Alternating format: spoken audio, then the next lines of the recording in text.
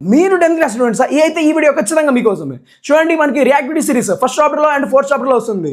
ఈ reactivity series మనకి నేర్చుకోవడానికి చాలా కన్ఫ్యూజన్ అవుతాం. పొటాషియం వస్తుందా, అల్యూమినియం వస్తుందా?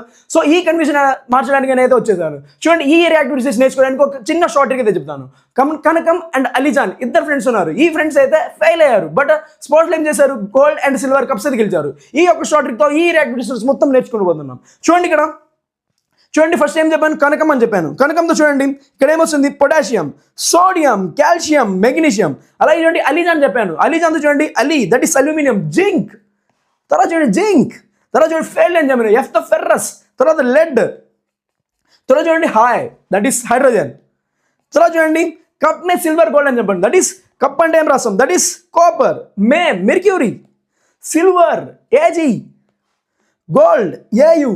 చాలా చూడండి, చాలా ఈజీగా ఈ సిరీస్ నేర్చుకున్నాం. ఖచ్చితంగా మీ ముందరికి 1 షార్ట్స్ చేస్తాను నేను. సో ఒక్కసారి అయితే కళ్ళు మూసుకొని చెప్పండి, potassium, sodium, calcium, magnesium, aluminium, zinc, ferrous, lead, hydrogen, copper, mercury, AG, AU. చూడండి ఎంత ఈజీగా నేను చెప్పాను. ఓకే, ఇలాగే మీరు నేర్చుకోవచ్చు.